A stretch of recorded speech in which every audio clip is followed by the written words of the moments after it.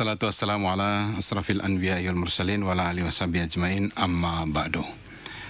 Para pendengar dan pemirsa, kaum muslimin dan muslimat dimanapun Anda berada di seluruh dunia, alhamdulillah di kesempatan yang berbahagia ini kembali kita dipertemukan oleh Allah Subhanahu wa taala dalam program Anda Tanya Kami Jawab atau ATKJ.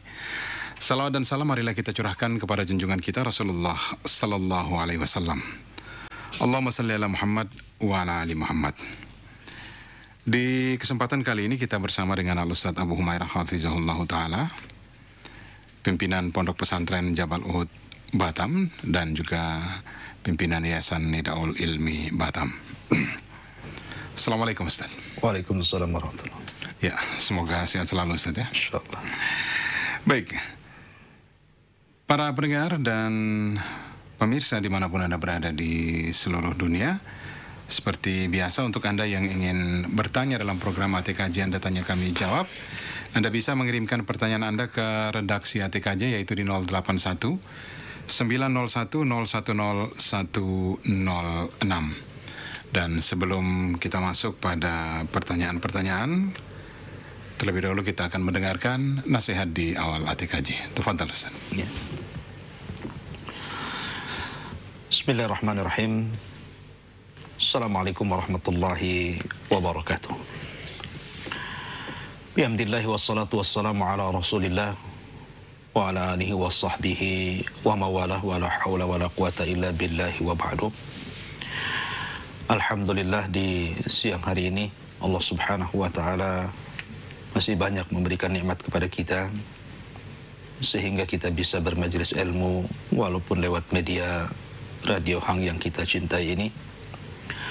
Salawat dan salam tak lupa kita hadiahkan kepada Rasul kita Muhammad sallallahu alaihi wasallam, seorang Rasul yang telah mengeluarkan kita semua dari kegelapan jahiliyah menuju cahaya hidayah Allah subhanahu wa ta'ala. Sebuah hadis yang dikeluarkan oleh Imam Al-Hakim dalam Mustadraknya dan juga yang lainnya dari hadis Abdullah ibn Ja'far radhiyallahu an. Dia mengatakan, kuntu radhifan ala Nabi sallallahu alaihi wasallam. Suatu ketika aku dibonceng di belakang Nabi sallallahu alaihi wa ala alihi wasallam. Kemudian Nabi sallallahu alaihi wasallam melintasi salah satu haid min hawaitil Madinah, salah satu dari kebun-kebun Madinah. Faida jamalun, tiba-tiba ada seekor unta mengejar Nabi sallallahu alaihi wa ala alihi wasallam. Kemudian unta ini tepat di hadapan Nabi sallallahu alaihi wasallam, tiba-tiba tersungkur duduk dan tiba-tiba menangis di hadapan Nabi sallallahu alaihi wa ala alihi wasallam. Maka Nabi sallallahu alaihi wasallam kemudian turun, kemudian mengusap punggungnya, dan dia mendapatkan aduan unta itu. Subhanallah, seekor unta mengadu kepada Sayyidul Anbiya wal Mursalin. Dan ini mukjizat Nabi sallallahu alaihi wasallam, paham dengan bahasa unta. Maka tiba-tiba Nabi sallallahu alaihi wasallam berteriak dan mengatakan, man sahib hadzal jamal? Siapa pemilik unta ini?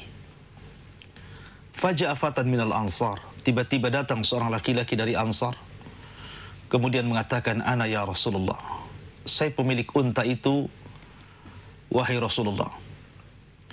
Maka Nabi sallallahu alaihi wasallam bersabda, afala tattaqillah fi hadhil bahimah allati malakaka. Demi Allah, dia telah mengadu kepadaku bahwa dirimu telah menyakiti dirinya dan membuat dia lelah. Ma'asyiral muslimin, para pendengar dan para pemirsa yang dimuliakan Allah subhanahu wa ta'ala, lihatlah bagaimana hananu Rasulullah sallallahu alaihi wasallam, kelembutan hati Nabi sallallahu alaihi wasallam. Nabiur Rahmah, penyebar kasih sayang sampai kepada binatang. Sehingga wajar para sahabat Nabi sallallahu alaihi wasallam meniru kelembutan ini. Umar bin Khattab radhiyallahu an, suatu ketika melihat ada orang yang sedang menggeret kambing dengan kakinya dan seolah-olah menyiksanya. Maka Umar mengatakan, sukha saukan jamila, wahai fulan, tariklah binatang itu, geretlah binatang itu dengan cara yang baik. Bahkan putranya Abdullah bin Umar radhiyallahu anhuma, ketika dia melewati sebuah ladang yang tandus, sementara di sana ada ladang yang hijau, dan di ladang yang tandus itu ada seseorang yang sedang menggembala kambing. Maka Abdullah bin Umar mengatakan, tidakkah kau bertakwa kepada Allah, pindahkan kambing ini dari tanah yang tandus ini ke tanah yang hijau, biarkan dia makan di sana. Begitulah para sahabat Nabi sallallahu alaihi wasallam. Bahkan Abu Darda radhiyallahu an, menjelang wafatnya, dan kita tahu bahwa Abu Darda ini punya unta yang diberi nama Dhummun, dan dia selalu mengatakan kepada pembantunya dan mengatakan, kalau engkau menaikkan sesuatu barang kepada unta ini, janganlah melebihi batas kapasitas kekuatan dia. Ketika saat menjelang wafatnya, maka Abu Darda radhiyallahu an kemudian mengatakan kepada unta peliharaannya, ya Dhum, wahai Dhummun, la tukhasimuni baina yadayillah, janganlah engkau mengadukan perkara diriku dengan dirimu di hadapan Allah subhanahu wa ta'ala. Fa inni la uhammiluka ma la tutik, karena aku tidak pernah membebani sesuatu yang kau tidak sanggup untuk membawanya. Begitulah kelembutan para sahabat Nabi sallallahu alaihi wasallam. Selembut Nabi sallallahu alaihi wasallam kepada binatang. Dan ini menunjukkan bahwa Nabi sallallahu alaihi wasallam ingin mengajarkan bahwa dalam Islam itu ada hukuk, ada hak-hak walaupun sampai kepada binatang. Bahkan sebuah hadis, ketika ada seorang laki-laki yang bernama Muawiyah ibn Qurrah dari bapaknya bercerita tentang seorang laki-laki ini. Dia mengatakan bahwa aku memiliki seekor kambing, kambing peliharaan, dan dia sangat cinta dengan kambing ini. Tiba-tiba dia mengatakan, ya Rasulullah, inni la azbahu syata wa ana arhamuha. Rasul, saya ingin menyembelih kambingku, tapi saya sangat kasihan dengan kambingku, sangat sayang dengan kambingku. Maka Nabi SAW mengatakan, in rahimtaha rahimakallah.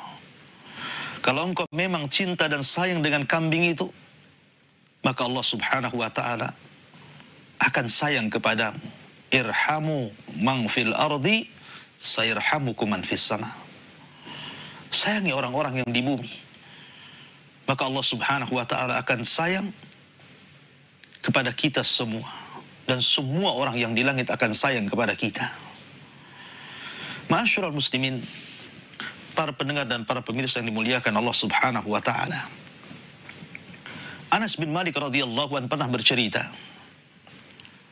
ketika Abu Umair adiknya memiliki peliharaan seekor burung. Dan kita tahu bahwa Abu Umair belum balik ketika itu, masih kecil. Karena dia masih kecil, belum pandai merawat burung. Entah kepijak, entah keceki, entah apa, pokoknya burung itu meninggal. Dan burung itu diberi nama Nughair. Maka Anas bin Malik radhiyallahu an bercerita kepada Nabi SAW akan kesedihan Abu Umair karena meninggalnya peliharaannya burungnya yang bernama Nughair. Maka Nabi SAW kemudian datang menemui Abu Umair, kemudian mengatakan, ya Aba Umair, ma fa'alan Nughair. Wahai Aba Umair, apa yang dilakukan burung musi Nughair? Maka dia mengatakan, matat ya Rasulullah, mati dia wahai Rasul. Lihat Nabi SAW bertakziah hanya gara-gara kematian seekor burung. Subhanallah. Begitulah Islam.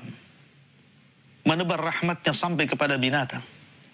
Sampai pun kepada bagaimana caranya kita menyembelih seekor binatang yang hendak kita manfaatkan dalam kehidupan kita. Rasul mengatakan, "Idza dzabahtum fa ahsinu dzibha."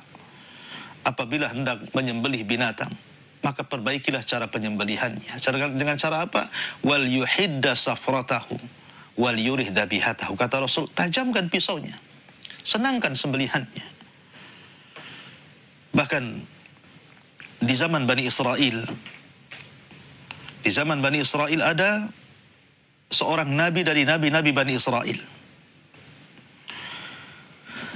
Tiba-tiba ada seekor semut menggigit dirinya. Kemudian dia marah. Kemarahannya ini menjadikan dia kemudian hendak membakar satu sarang semut. Ketika dia sudah membawa api, kemudian datang kepada sarang semut itu, tiba-tiba Allah Subhanahu wa ta'ala mengutus malaikat menegur Nabi Bani Israel ini dan mengatakan, "Wahai fulan, engkau disakiti oleh satu ekor semut. Kenapa engkau hendak membakar satu sarang semut? Jangan kau bakar, karena dia makhluk yang bertasbih kepada Allah Subhanahu wa ta'ala." Lihat bagaimana seorang nabi ditegur oleh Allah Subhanahu wa ta'ala karena hendak membakar satu sarang semut, padahal yang salah satu, tapi dia hendak membakar semuanya. Ma'asyiral muslimin yang dimuliakan Allah Subhanahu wa ta'ala, kalau seandainya jiwa binatang saja dalam Islam sangat dihargai, sampai-sampai Abdullah bin Umar radhiyallahu anhu marah ketika ada seekor ayam yang diikat kemudian dilempari sampai mati. Kalau jiwa ayam saja yang tidak diambil manfaatnya hanya untuk permainan kemudian dibunuh, bagaimana jiwa manusia? Makanya kemudian Nabi SAW suatu ketika tawaf di Ka'bah, dia pandang Baitullah Al-Haram, kemudian mengatakan, "Ma'adhamuki, alangkah agungnya dirimu. Akan tetapi, barang siapa yang kemudian menghancurkan dirimu sekeping demi sekeping, wahai Ka'bah, itu jauh lebih ringan dosanya min iraqati dami muslim, dibandingkan orang yang meneteskan darah seorang muslim." Ma'asyiral muslimin yang dimuliakan Allah Azza wa Jalla, begitulah jiwa-jiwa di dalam Islam terjaga.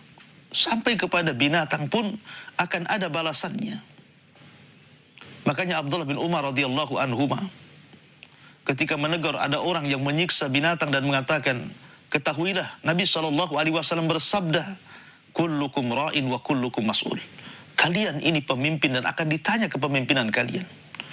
Termasuk ketika kalian memelihara binatang, akan ditanya. Makanya Nabi SAW bersabda tentang seorang wanita, "Udzibatil mar'atu fi hirratin habasatha." Seorang wanita diadab gara-gara seekor kucing yang dipeliharanya.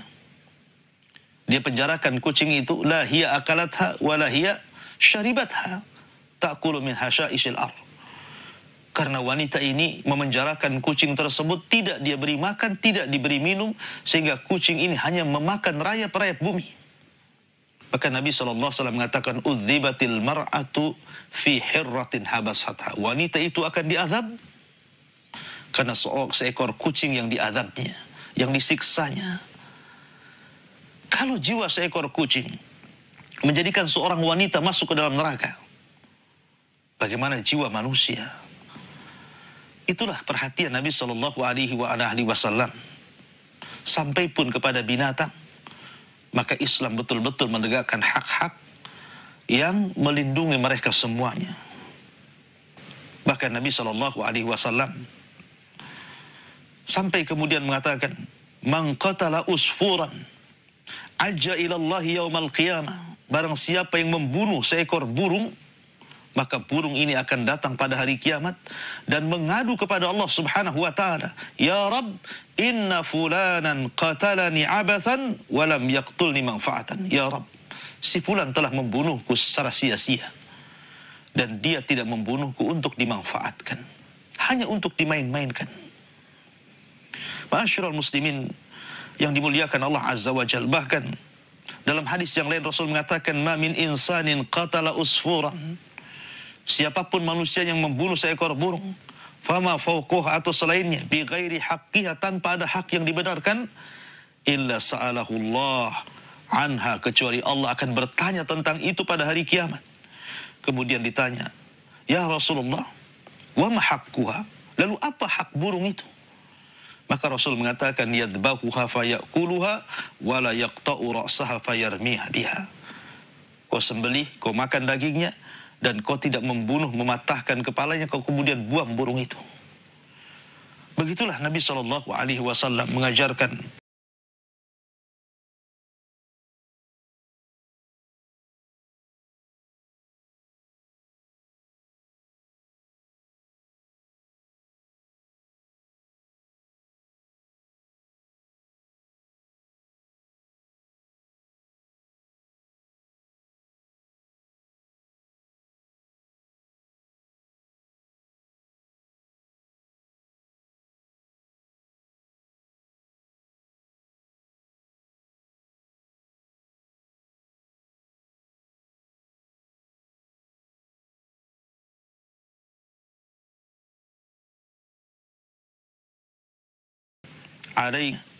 dia berputar-putar, kebingungan karena anaknya diambil seseorang. Maka tiba-tiba Nabi SAW mengatakan, man faja'a hada biwalidiha, siapa yang menyakiti burung ini, kenapa dia pisahkan orang tua dengan anaknya? Rupanya ada seorang dari pasukan Nabi SAW yang mengambil anak burung itu. Maka Nabi SAW merudduha, kembalikan burung itu. Kembalikan anak burung itu kepada ibu burungnya. Subhanallah. Bagaimana Nabi SAW tidak hendak menyakiti anak burung dengan ibu burungnya? Bagaimana pula dengan manusia yang memisahkan antara orang tua dan anaknya? Maka Rasul mengatakan, la'anallah man farraqa walidatin biwaladiha. Maka Rasul melaknat orang-orang yang memisahkan antara anak dan ibu. Seperti seseorang yang kemudian membuat permasalahan. Akhirnya terjadi percekcokan antara orang tua dan anaknya, kemudian memutus silaturahim. Maka orang yang menyebabkan terpisahnya anak dan orang tua, Anda akan mendapatkan laknat Allah Subhanahu wa ta'ala. Wallahu a'lam bishawab. Mudah-mudahan ada manfaatnya. Saya kembalikan kepada moderator, falyatafaddal mashkura. Jazakallah khair Ustaz atas nasihat di awal ATKJ. InsyaAllah sangat bermanfaat bagi kita semuanya. Baik, para pendengar dan pemirsa dimanapun berada di seluruh dunia, program ATKJ Anda Tanya Kami Jawab di kesempatan hari ini terselenggara atas kerjasama Hang Media Batam dan Artvisi, Asosiasi Radio dan Televisi Islam Indonesia. Program ATKJ kali ini juga disebarluaskan oleh rekan-rekan media dakwah, diantaranya ada Radio Kajian Islam Online, kemudian Surabaya Mengaji, Salaf Ittiba Surabaya, ARB Mengaji Prabu Muli, Beta Mengaji Nusa Tenggara Timur, kemudian Handil Mengaji Kalimantan Timur, dan Mutiara Sunnah Palu. Baik, untuk Anda yang ingin bertanya dalam program ATKJ, disilahkan kirimkan pertanyaan Anda ke 081901011006. Saya langsung membacakan pertanyaan yang pertama. Assalamualaikum Ustaz. Waalaikumsalam. Saya Ahmad bin Imran di Singapura. Apakah yang dimaksud dengan waktu yang mustajab untuk berdoa itu maka doa akan dikabulkan? Dan apakah setiap orang bergantung pada waktu bukan pada dirinya sehingga doanya bisa dikabulkan harus pada waktu-waktu yang mustajab? Sebelumnya saya ucapkan terima kasih atas jawaban dari Ustaz. Ya, alhamdulillah. Salatu wassalamu ala Rasulillah. Amma ba'du. Di dalam Islam bicara tentang masalah doa. Doa adalah ibadah.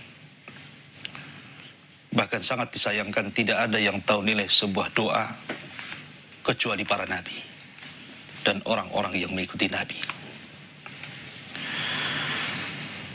Di antara waktu-waktu yang mustajab doa ma'ruf, sebagaimana termaktub di dalam hadis-hadis Nabi SAW, di antaranya bainal adzanaini, di antara dua adzan, maksudnya adzan dan qomat, kemudian sepertiga malam akhir, sebagaimana Nabi menjelaskan bahwa di waktu itu Allah turun ke langit dunia, kemudian berfirman, man yad'uni fa astajibalah, wa man yastaghfiruni fa aghfiralah, wa man yas'aluni fa utiyah.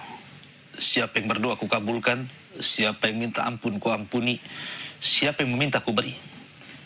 Kemudian saat sujud, karena Rasul yang mengatakan fajtahidu fis sujud, sungguh-sungguh dalam sujud, karena dalam sujud itu ada doa yang mustajab. Kemudian ketika duduknya imam di antara dua khutbah, ya, di antara dua khutbah, ketika duduknya imam di antara dua khutbah, itu juga salah satu waktu yang mustajab untuk berdoa.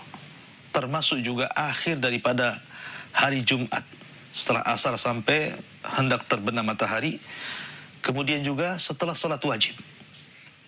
Dan banyak juga beberapa waktu yang mustajab doa. Akan tetapi, berdoa di waktu-waktu yang mustajab ini bukan berarti syarat bahwa doa itu akan dikabulkan. Tidak, ini hanya sekedar untuk menopang saja. Keutamaan doa di waktu yang mustajab akan lebih dikabulkan. Bukan berarti kalau seandainya Anda berdoa di luar waktu yang mustajab tidak dikabulkan, tidak. Karena para ulama mengatakan bahwa syarat doa itu yang penting terpenuhi 3 perkara. Pertama, jangan berdoa kecuali kepada Allah. Idza sa'alta fas'alillah wa idza sta'anta fasta'in billah. Kalau minta kepada Allah. Kalau minta pertolongan kepada Allah. Jangan meminta kepada selain Allah Azza wa Jalla. Wa idza sa'alaka ibadi anni fa inni qarib ujibu da'watad da'i dada'an. Apabila hamba-hambaku bertanya tentang aku, katakan aku dekat. Akulah yang mengabulkan setiap orang yang berdoa kepada aku. Maka pertama, jangan berdoa kecuali kepada Allah. Yang kedua, jangan ada doa di dalamnya terkandung perbuatan dosa ataupun memutus silaturahim. Tidak boleh kita mendoakan doa keburukan yang terkandung padanya dosa ataupun memutus silaturahim. Dan yang ketiga, Anda harus yakin bahwa Allah Subhanahu wa taala mendengar doa Anda dan pasti Allah kabulkan doa Anda. Karena Rasul sallallahu alaihi wasallam mengatakan, ud'ullaha wa antum muqinuna bil ijabah. Berdoalah kepada Allah sementara engkau yakin akan diterima. Ya. Kemudian juga yang harus Anda pahami di sana ada mawani. Ada hal-hal yang bisa mencegah terkabulnya sebuah doa. Di antaranya isti'jal, tidak boleh terburu-buru dalam kemudian meminta dengan mengatakan da'autu falam yastajib li, aku sudah berdoa tapi tidak pernah dikabulkan. Tidak, semua doa didengar dan akan dikabulkan. Walaupun pengabulannya itu kan berbagai macam cara. Ada yang dengan langsung, ada yang kemudian disengaja menjadi sebuah tabungan untuk mengangkat derajat kita di akhirat. Ada mungkin dengan cara dihilangkan bahaya yang kalau kita diberikan apa yang kita minta mungkin tidak sebanding dengan apa yang Allah hilangkan bahaya itu dari kita. Termasuk juga memakan makanan yang haram. Itu juga salah satu penghalang doa. Sebagaimana Nabi SAW ketika bercerita tentang orang yang makanannya haram, minumannya haram, pakaiannya haram, dibesarkan dari barang yang haram, sampai Rasul mengatakan, fa'anna yustajabulah. Bagaimana kemudian orang ini akan dikabulkan? Ya, jadi intinya bahwa bukan sebuah syarat bahwa dikabulkan doa itu harus di waktu-waktu mustajab. Cuman itu hanya afdoliyah saja. Wallahu a'lam. Jazakallah khair Ustaz atas jawabannya. Demikian untuk penanya Ahmad bin Imran di Singapura. Semoga bermanfaat apa yang sudah disampaikan oleh Al-Ustaz. Baik, yang berikut penanya dari Kebun Jeruk Jakarta Barat, dari Rizki ya. Syukron atas dibacakan pertanyaan saya. Assalamualaikum Ustaz. Waalaikumsalam. Ibu saya ada di Bekasi. Kalau pakai motor waktu tempuhnya lebih kurang 2 jam dari tempat saya. Ayah saya sudah meninggal. Ibu tinggal bersama adik saya. Apakah saya berdosa tidak tinggal dengan ibu saya, tetapi memilih tinggal di tempat lain? Saat ini saya belum berumah tangga. Ya, alhamdulillah. Hadis Abu Hurairah radhiyallahu anhu yang ma'ruf, mungkin kita semua sudah mendengarnya. ketika Nabi SAW ditanya tentang man ahaqqun nas bi husni sahabati, ya Rasulullah, siapa di antara manusia yang paling berhak untuk kita berbuat baik padanya? Maka Rasulullah SAW mengatakan ummuka, summa ummuka, summa ummuka, summa abuk. Ibumu, ibumu, ibumu, kemudian ayahmu. Begitulah Nabi SAW memprioritaskan seorang ibu dibandingkan ayah. Ya, karena ibu yang telah mengandung kita, melahirkan kita, dan menyusui kita. Makanya Rasul mengatakan ummuka, karena kita, ibu kita telah mengandung kita. Kemudian ummuka yang kedua ibumu, karena ibu yang telah melahirkan kita. Kemudian ummuka yang ketiga, karena ibu yang telah menyusui kita. Bahkan Abdullah bin Umar radhiyallahu anhu suatu ketika dia melihat ada orang yang sedang tawaf di Ka'bah, sedang memikul ibunya. Subhanallah. Ibunya ini dipanggul oleh anaknya, karena di zaman itu tentu berbeda dengan zaman sekarang, ada semacam kursi roda, dipanggul ya, sampai kelelahan, sampai keletihan, sehingga dia pun membacakan syair. Kemudian datang kepada Abdullah bin Umar bertanya tentang apakah sudah cukup hak saya memenuhi hak ibu saya, berbuat baik kepada ibu saya, apakah sudah cukup? Maka Abdullah bin Umar radhiyallahu anhu mengatakan la walau zafratan wahidatan, tidak, walaupun satu hentakan ibumu ketika melahirkan kamu, engkau belum bisa berbuat baik kepada ibumu. Bahkan di zaman Nabi SAW ada seorang laki-laki datang dari Yaman. Bayangkan jalan kaki menuju Madinah hanya untuk berjumpa dengan Rasul dan ingin dilibatkan dalam jihad. Kemudian Nabi SAW bertanya kepada laki-laki ini. Rasul tidak bertanya tentang keahlian perangnya. Apakah Anda sudah pernah berperang? Apakah Anda bisa memanah, berkuda, memacu? Tidak. Nabi justru pertama kali bertanya adalah ahayyun walidaik. Apakah hidup? Masih hidup kedua orang tuamu? Maka laki-laki dia mengatakan, na'am ya Rasulullah, iya. Ketika aku berangkat dari Yaman ke sini, ibuku menangis.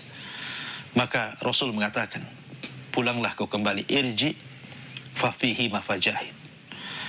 Pulanglah kau kembali ke kampungmu, berjihadlah untuk kedua orang tuamu, buatlah dia tertawa sebagaimana kau telah membuat dia menangis. Pertanyaan yang Anda lontarkan kepada saya tadi, tentang apakah boleh Anda kemudian jauh daripada rumah kedua ibu Anda sementara sudah ada adik. Sebaiknya kalau saya sarankan, satu rumahlah dengan ibu Anda. Kapan lagi Anda berbuat baik kepada ibu Anda? Pertanyaannya, kapan lagi? Terkadang saya analogikan seperti ini. Terkadang ada seorang anak, mungkin anak ini merantau. Kemudian di rantauan dia berhasil. Ya. Sementara anak-anak yang lain yang satu rumah dengan orang tuanya, mungkin kerjanya hanya itu-itu saja, serba kekurangan. Ya. Tetapi belum tentu anak yang berhasil, yang dirantau sana, selalu ngirim uang ke orang tuanya, entah 5 juta, 10 juta setiap bulan. Itu lebih besar pahalanya dibandingkan anak-anak yang hidup bersama orang tua dalam rumah. Kenapa? Karena anak-anak yang hidup bersama orang tuanya, dia akan mengalami hal yang tidak dialami orang yang berada di rantau. Dia bisa membuat tertawa orang tuanya, atau dia mungkin merasa sabar dengan ujian orang tuanya, karena terkadang tidak semua orang tua itu baik, tidak semua orang tua itu lembut, ada orang tua yang keras, sehingga anak yang kemudian hidup bersama ibunya, dia mengalami hal-hal itu dan dia biasa sabar, artinya dia dapat pahala sabar. Ya, kemudian dia mendapat pahala mengurus orang tuanya.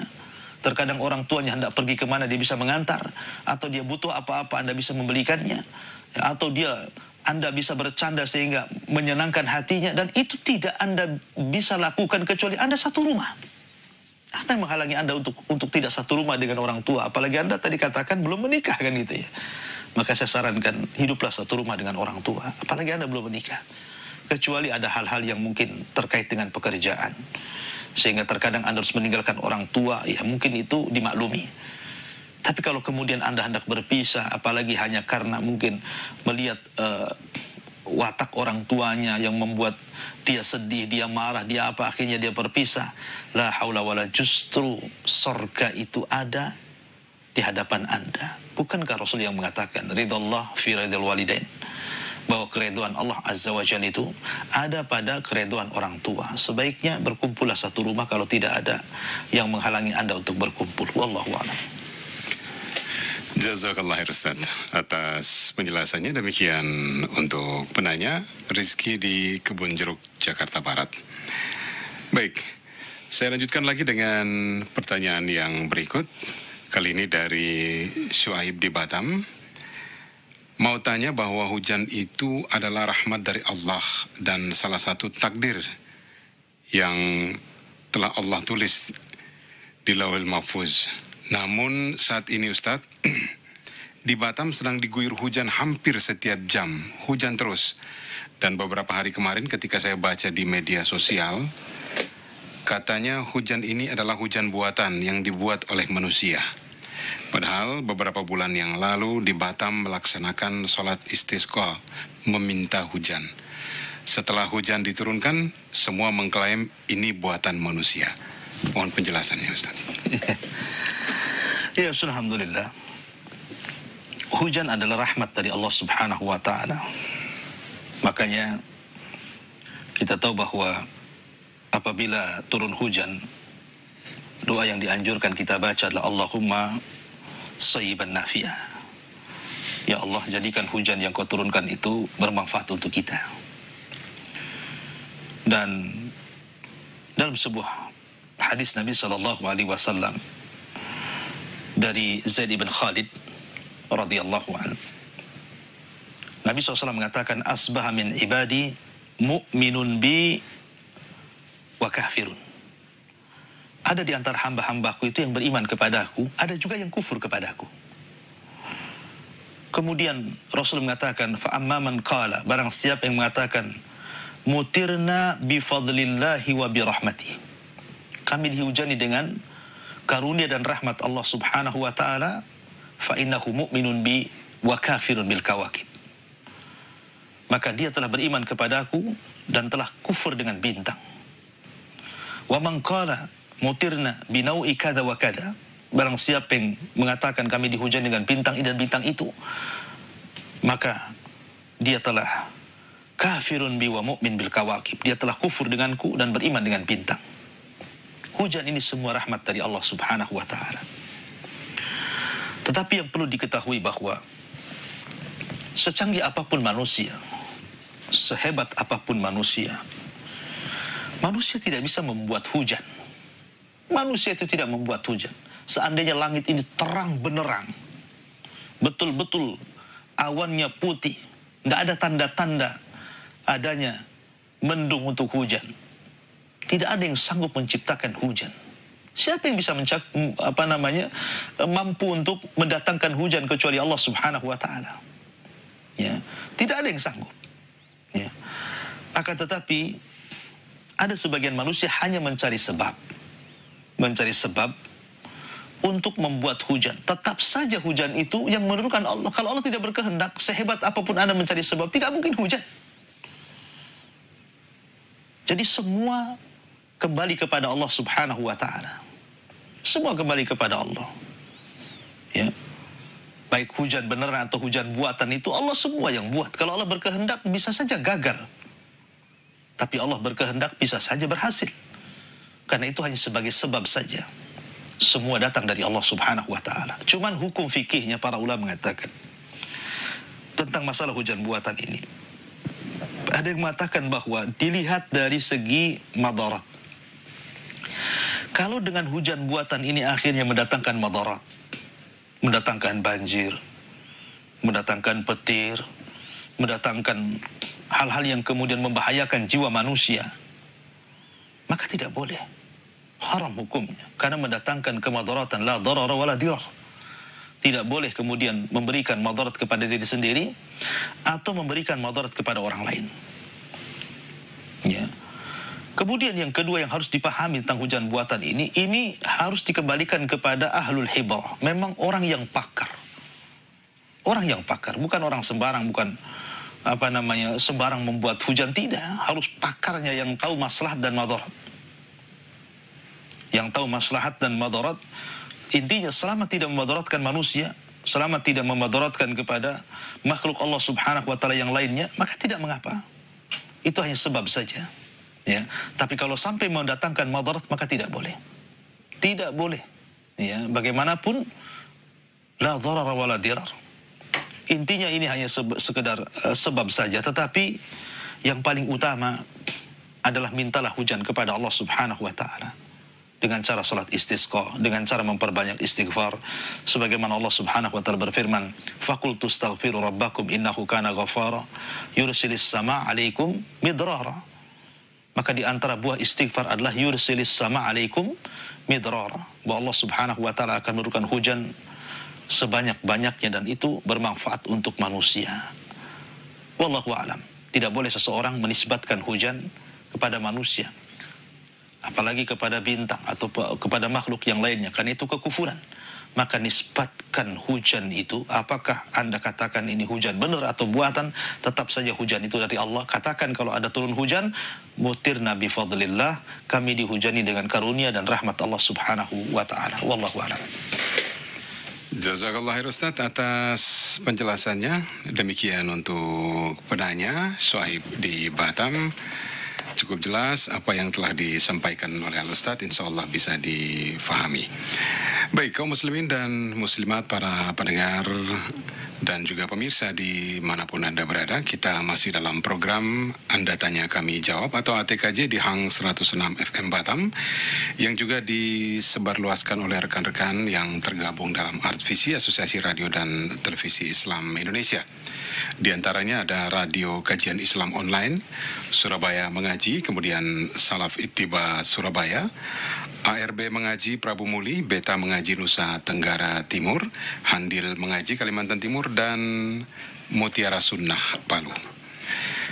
Baik, dan untuk Anda yang ingin bergabung dalam program ATKJ, ingin mengirimkan pertanyaan, maka silahkan kirimkan ke redaksi ATKJ, yaitu di 081901010106. Jika cukup waktu, insya Allah akan saya bacakan pertanyaan-pertanyaan Anda.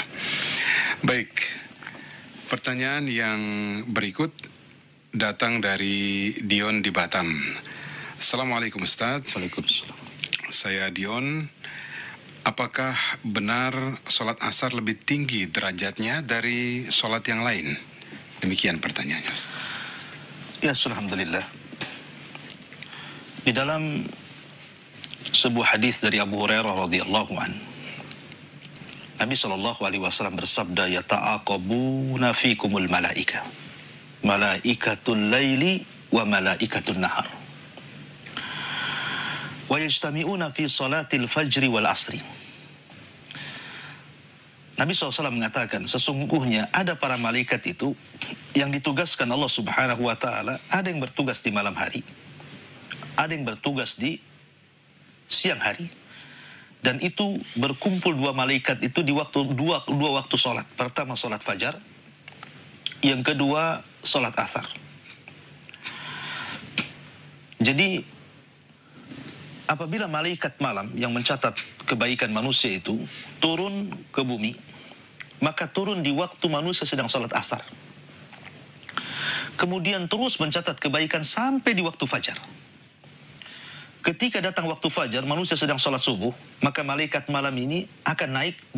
Ketika itu turunlah malaikat yang mencatat amal kebaikan di siang hari, turun di waktu ketika malaikat malam naik, malaikat siang turun, tepat di waktu manusia sedang sholat subuh.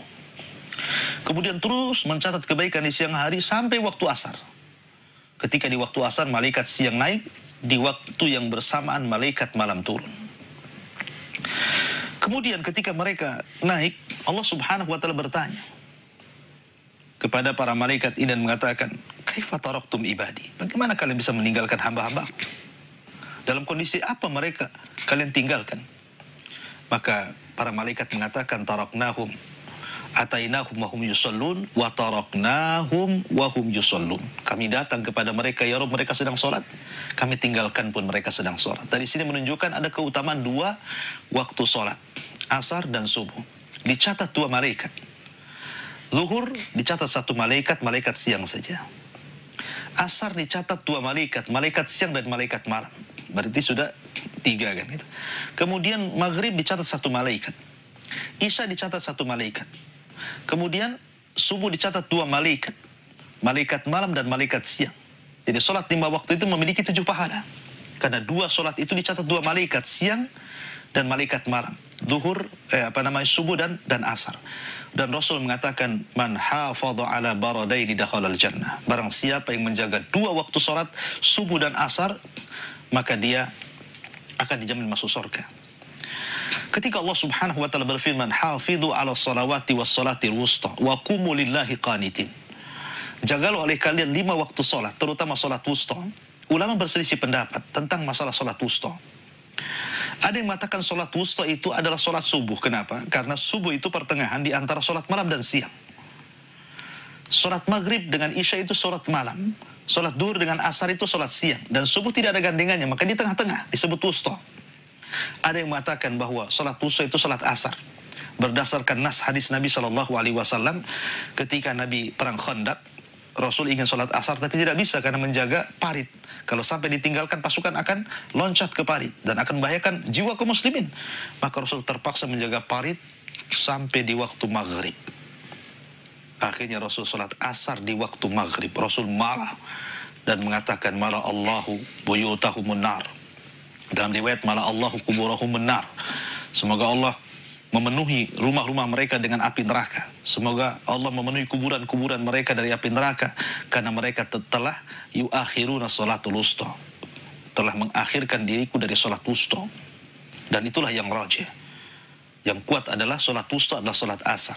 Dari sinilah maka asar itu diutamakan dibandingkan sholat-sholat yang lainnya, karena dia penentu sholat yang lainnya. Siapa yang menjaga sholat berjamaah, sholat asar, maka dia bisa menjaga sholat-sholat yang lainnya. Tapi kalau Anda meremehkan sholat asar, maka Nabi SAW mengancam orang-orang yang meremehkan sholat asar. Ya, bahkan bisa membawa kekufuran. Oleh karena itulah maka perhatikan semua sholat kecuali terutama sholat asar dan juga sholat subuh. Wallahu a'lam. Jazakallah Ustaz atas penjelasannya. Demikian untuk penanya, semoga memahami apa yang telah dijelaskan oleh Ustaz. Baik, saya bacakan pertanyaan yang berikut lagi, datang dari Abu Fauzan di Jakarta Selatan. Mohon penjelasannya Ustaz tentang sebaik-baik sedekah adalah sedekah air. Jazakallah khair. Alhamdulillah, ada sebuah hadis Nabi SAW pernah ditanya tentang afdhalus sadaqah, tentang seutama-utama sadaqah. Maka Rasul mengatakan afdhalus sadaqati suqyul ma.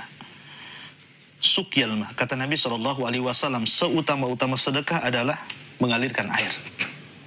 Rasul yang mengatakan afdhalus sadaqah, seutama-utama sedekah. Ada satu kisah menarik.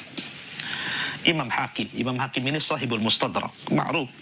Ya, imam yang salah satu di antara pengeluar hadis Nabi SAW, setelah Bukhari, Muslim, Abi Dawud, Tirmidzi. Di sana ada Imam Hakim, sahibul mustadrak. Imam Hakim ini bercerita dalam sirahnya bahwa dia punya luka di wajahnya, nanah yang berkepanjangan. Jadi luka itu tidak bisa disembuhkan. Berbagai macam cara Imam Hakim ini berusaha menyembuhkan luka di wajahnya yang bernanah itu, tapi tidak bisa. Setahun sudah Imam Hakim ini mencari obat, tapi tidak kunjung juga disembuhkan Allah Azza wa Jalla. Sampai suatu ketika, Imam Hakim ini kan sezaman dengan Imam As-Sabuni. Ma'ruf Imam As-Sabuni, pengarang kitab Aqidah Ashabil Hadis. Dia datang ke majelisnya Imam As-Sabuni. Kemudian dia mengadukan tentang quruhnya itu, luka di wajahnya ini. Agar Imam As-Sabuni ini kemudian mendoakan dirinya akan kesembuhan luka yang ada di wajahnya. Maka Imam As-Sabuni mengajak jamaah untuk mendoakan Imam Hakim. Lah, dalam jamaah itu ada seorang wanita. Wanita ini kemudian bermimpi tengah malam, berjumpa dengan para malaikat, dan malaikat ini mewasiatkan untuk disampaikan kepada Imam Hakim agar dia bersedekah dengan air, dan itu akan menjadi sebab sembuh lukanya. Maka disampaikan oleh wanita ini kepada Imam Sabuni. Kemudian Imam Sabuni menyampaikan kepada Imam Hakim, kalau engkau ingin disembuhkan penyakitmu, wahai Hakim, maka carilah penduduk yang berhajat kepada air, galilah sumur di situ, kau sedekahkan airnya kepada mereka. Akhirnya kemudian Imam Hakim pun bersedekah dengan air, tidak sampai 1 minggu, maka Allah Subhanahu wa Ta'ala sudah takdirkan lukanya langsung sembuh. Kemudian dalam sebuah kisah juga tentang seorang laki-laki yang punya luka di kaki. Dia datang kepada Abdullah ibn Mubarak rahimahullahu taala mengadukan tentang lukanya. Ya, maka Abdullah ibn Mubarak kemudian persis seperti sarannya terhadap Imam Hakim untuk bersedekah dengan air. Akhirnya kemudian dia bersedekah dengan air dan Allah Subhanahu wa Ta'ala takdirkan kesembuhan. Subhanallah. Ya, ini sebuah keutamaan orang-orang yang bersedekah dengan air. Bahkan lebih jauh lagi kalau Anda membaca tentang hadis tentang seorang wanita di zaman Bani Israel. Ada yang mengatakan dia seorang wanita pelacur. Dia kehausan di tengah padang pasir. Kemudian dia melihat sumur. Akhirnya dia pun kemudian turun ke sumur, mengambil air dengan sepatunya, kemudian naik ke atas, kemudian meminumnya. Setelah kemudian dia minum, dilihatnya ada seekor anjing yang hampir mati. Ya, menjulurkan lidahnya karena kehausan. Kemudian karena keikhlasannya wanita ini kemudian turun lagi ke dalam sumur.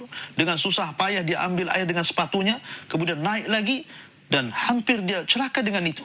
Kemudian dia beri minum anjing itu. Karena keikhlasannya ketika meninggalnya wanita ini, kata Nabi SAW, maka Allah masukkan dia ke dalam surga. Subhanallah. Ya.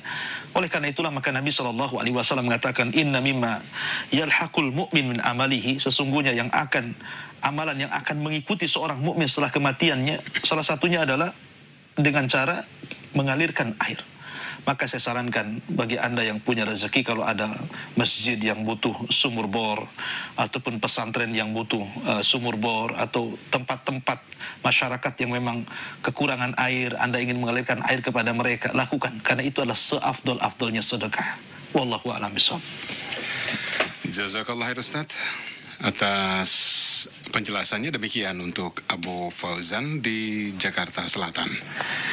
Baik, kaum muslimin dan muslimat dimanapun Anda berada di seluruh dunia, saya lanjutkan lagi dengan pertanyaan yang berikut. Kali ini dari Heri di Singapura. Saya nak tanya, apa itu hidayah dan apa boleh seorang itu berikan hidayah untuk orang lain? Terima kasih Ustaz. Iya, alhamdulillah. Hidayah itu bahasa Arab. Secara bahasa hidayah itu dilalah, artinya petunjuk. Ya. Tapi tentu secara istilah maksudnya adalah suluk tariq alladhi yusul, atau sebuah jalan yang bisa mengantarkan manusia kepada tujuan. Jadi sebuah jalan yang bisa mengantar manusia kepada tujuan itu disebut hidayah secara istilah gitu ya. Di dalam Al-Quran bahasa hidayah itu banyak. Seperti contohnya Allah Subhanahu wa Ta'ala berfirman, innaka la tahdi man ahbabta walakin Allah yahdi man yasha. Wahai Muhammad, tidak akan bisa memberikan hidayah kepada orang yang kau cintai, tetapi hidayah itu Allah berikan kepada orang yang dikehendaki. Ulama membagi bahwa hidayah itu ada dua. Ada hidayatul irsyad, ada hidayatul taufik. Hidayatul irsyad itu artinya menjelaskan kepada manusia yang hak dari yang batil, yang benar dari yang salah, yang taat dari maksiat. Menjelaskan kepada manusia, ini boleh, itu tidak boleh. Ini haram, ini enggak. Ini taat, ini maksiat. Ya, semua orang bisa. Asal dia memiliki ilmu syar'i, ya, dia bisa mengarahkan manusia. Tetapi belum tentu orang yang bisa mengarahkan manusia menyadarkan orang yang diarahkan. Jadi kita ini hanya bisa mengarahkan kepada irsyad saja, menjelaskan yang hak dari yang batil. Tapi menyadarkan orang itu disebut taufik namanya. Disebut taufik, itu kehendak Allah. Jangankan kita. Nabi Ibrahim tidak sanggup menyadarkan ayahnya Azar. Nabi Nuh alaihi salatu wasallam tidak sanggup menyadarkan Kan'an dan istrinya. Nabi Lut tidak bisa menyadarkan istrinya. Bahkan Nabi SAW juga tidak bisa menyadarkan pamannya, Abu Lahab dan juga Abu Talib. Ya. Artinya di sini bahwa kalau para nabi saja tidak bisa menyadarkan, Karena kesadaran itu milik Allah Subhanahu wa taala. Maka kewajiban kita hanya menyampaikan hidayah Allah sampai kepada manusia. Soal dia terima atau tidak itu urusan dia. Ya, kalau pertanyaannya apakah kita bisa memberikan hidayah kepada manusia? Bisa, tapi hidayatul irsyad. Tapi hidayah taufik itu di tangan Allah Subhanahu wa ta'ala. Dan itu hanya bisa dengan kita berdoa kepada Allah. Allah melembutkan hati orang yang kita dakwahi dan kita berupaya untuk mengajak supaya dia sadar. Pertama, serahkan urusan kepada Allah. Yang kedua, ajak supaya menjadi sebab sampainya hidayah Allah kepada mereka. Bukankah Rasul yang mengatakan kepada Ali bin Abi Thalib, la an yahdiyaqallahu rajulan wahidan bika khairun laka min humrin na'am. Kalau engkau dengan lisanmu, hai Ali, satu orang sadar, ya satu orang sadar karena lisanmu, itu lebih baik daripada unta merah. Oleh karena itulah maka, waman ahsanu qawlan mimman da'a ilallah. Siapa lagi manusia yang lebih indah suaranya dibandingkan orang yang mengajak manusia kepada Allah. Man dalla ala khairin kafa'ilih, orang yang mengajak manusia pahalanya sama dengan orang yang melakukannya. Man dalla ala hudan kana ajrun wa ajru man amila ba'dahu la yanqusu min ujurihim syai'a. Barang siapa yang mengarahkan manusia kepada petunjuk, dia akan dapat pahala, dan pahala orang yang mengikutinya tanpa mengurangi pahala mereka sedikit pun. Maka jadilah seorang dai walaupun hanya di tengah-tengah keluarga. Wallahu a'lam bishawab. Jazakallah khair Ustaz atas penjelasannya. Demikian untuk Heri di Singapura. Pertanyaan yang berikut dari Lili di Lampung Selatan. Assalamualaikum Ustaz. Waalaikumsalam. Minta penjelasannya, apakah benar mencari nafkah bagi seorang suami lebih utama daripada melaksanakan ibadah sunnah, semisal sholat rawatib dan lain-lain? Ya, alhamdulillah. Mencari nafkah tidak harus kemudian melalaikan sholat sunnah, ya. Apalagi sholat rawatib. Sholat rawatib ini kan sholat yang berturut-turut dengan sholat wajib, yang disebut dengan ba'diyah dan qobliyah. Jadi waktunya itu tidak lama dengan sholat wajib, kan dilakukan sebelum sholat dan sesudah sholat gitu ya. Beda dengan sholat nawafil gitu. Jadi tidak bisa kemudian terhalang dengan pekerjaan. Ya, kecuali sholat-sholat sunnah yang lainnya mungkin. Tapi kalau sholat rawatib itu kan dekat dengan sholat wajib. Sebaiknya jangan sampai pekerjaan kemudian menghalangi sholat rawatib. Karena sholat rawatib itu penting untuk menempel hal-hal yang kurang dari sholat wajib. Ya. Tapi kalau seandainya, anggaplah seseorang itu karena kesibukannya bekerja, ya, dan dia tetap menjaga sholat 5 waktu. Tetap menjaga sholat 5 waktu. Tetapi mungkin sholat sunnah terabaikan karena kesibukan dia mencari nafkah sehingga tidak bisa atau tidak punya kesempatan untuk melaksanakan sunnah. Ya tentu mencari nafkah itu hukumnya wajib, ya. Tetapi sholat sunnah ya sunnah, yang wajib diutamakan dibandingkan yang sunnah, itu kaidah, ya. Bagaimanapun idza ta'addada adadul masalih muqaddamun a'la minal masalih. Apabila ada dua kemaslahatan yang tidak bisa dua-duanya dijamakkan, dikerjakan dalam satu waktu, ya ambil yang paling besar maslahatnya. Apabila ada sesuatu yang wajib dengan yang sunnah, ya tentu kita dahulukan yang wajib dibandingkan yang sunnah. Wallahu a'lam. Jazakallah khair Ustaz atas penjelasannya. Kita masih punya sedikit waktu lagi Ustaz. Ada pertanyaan dari Ahmad Sauki dari Pasaman Barat, Sumatera Barat nih Ustaz. Saya punya usaha toko handphone dan aksesoris yang sudah berjalan lebih 10 tahun Ustaz. Apakah jenis usaha saya ini termasuk perniagaan yang menyebabkan orang makin terlalaikan? Dan apakah usaha saya ini diridhai oleh Allah nih Ustaz? Mohon pencerahannya. Ya, alhamdulillah. Usaha apapun, al-aslu fil asya al-ibaha. Segala sesuatu itu asalnya mubah. Tidak bisa seseorang mengatakan ini haram kecuali dengan dalil. Jadi asal usaha itu sah-sah saja. Asal muamalah itu boleh, kecuali yang dilarang. Ya.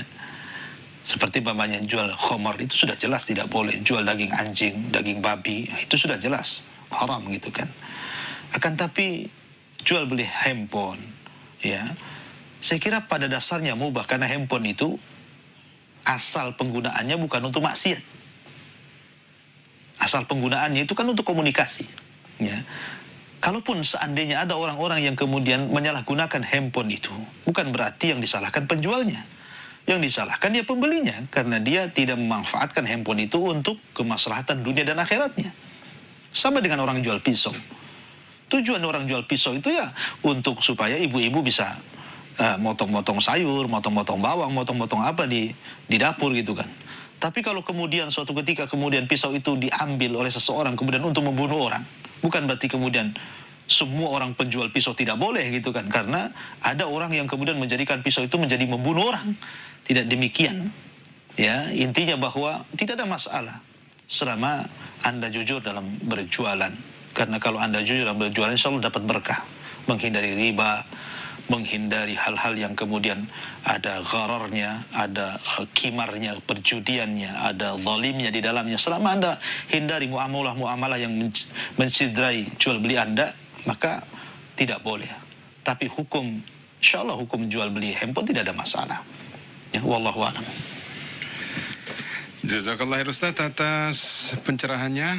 Dan pertanyaan dari Ahmad Sauki dari Pasaman Barat, Sumatera Barat merupakan pertanyaan terakhir untuk sesi ATKJ di kesempatan kali ini.